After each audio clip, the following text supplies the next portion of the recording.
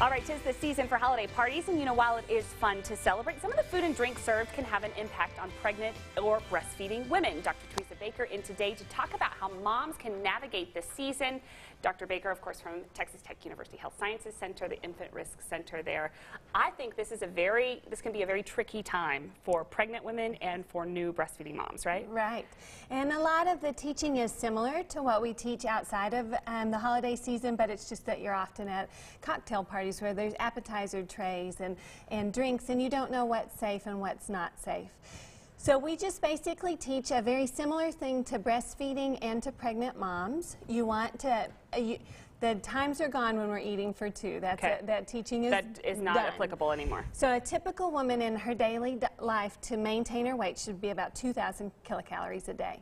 When you're pregnant, that needs to stay about the same, if maybe a little bit more, 220, 230 more, but not significantly more. When you're nursing, an additional 500 kilocalories a day, which isn't much. That's not a whole lot. No, it's not. And it's all about trying to maintain a good, healthy weight while you're pregnant so that you set the tone for the baby's life and set the baby's metabolism where you want it. It also helps after the pregnancy to kind of get back to your standard of living, right? Yes. So a typical normal weight woman should put on about 20 to 25 pounds in a whole pregnancy. Oh, wow. And that's hard to do, but there's some things that we teach. So we usually say in pregnancy and in breastfeeding a real colorful diet. So lots of fruits and veggies, high protein, less carbohydrates, which we all love. But if you can limit that and set the tone for the baby off the start, then everything goes better for both mom and baby. All right, very good. So let's talk about some of those parties, shall we? Yes. You're going to see things like appetizer trays, and there are several things in here that might be confusing to moms. So there's some old teaching that we tried to get to the bottom of. For one thing, that's a no is uncooked meats and unpasteurized milk products. There's a risk of listeria transmission to the baby, whether you're pregnant or breastfeeding. And those are soft cheeses that are unpasteurized. You want to stay away from those. And uncooked meats, obviously, like steak tartare, sushi, those types of things are not good in pregnancy and breastfeeding. We just have an increased risk of listeria transmission. So we try to stay away from those. But high protein and most of the cheeses that are pasteurized are totally fine. Okay. Let's talk about drinks, because you're going to get a lot of drinks during the season too. So one other thing about the trays is you'll often hear that cold cuts. Oh yes, I was going to ask you about cold cuts. You often hear that, and it's not really that the cold cut itself is dangerous. It's a cold cut that's been sitting out for a long time. So the same thing like buffets where there's mayonnaise or cold cuts that have been out for a long time. You want to be careful about those. But you can eat cold cuts when you're pregnant. Just be careful. You know, make sure that you cook them and make sure that they're fresh and they've been refrigerated, and then obviously stay away from nitrates as much as you can. Okay, all right. Okay, now drinks is a whole nother thing. So we always get asked about caffeine, and caffeine is fine in pregnancy in moderation. Same with breastfeeding, and so this is like a tall. This would be fine in one day, but the venti.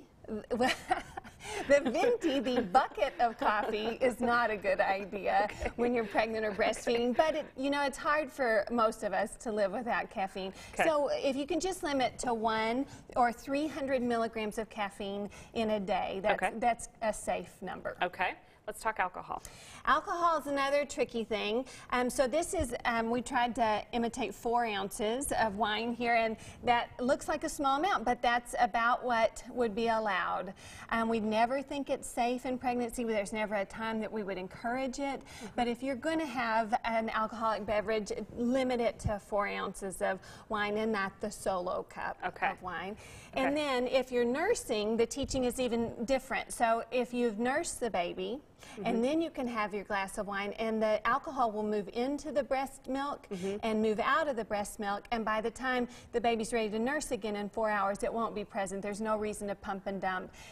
Your breast milk is safe for the baby. They have shown that babies don't really like the taste of breast milk that's had alcohol in it, but you don't have to pump and dump. Okay, so that's a big thing for a lot of moms probably watching right now. Pumping and dumping, that doesn't have to happen. Okay, let's talk about fish and things like that. Yeah, fish is always always a question, and the nice thing is it's the mercury-laden fish that we worry about, and we don't have a lot of exposure to those here. So that's like shark and swordfish and tilefish. I mean, I haven't ordered that recently.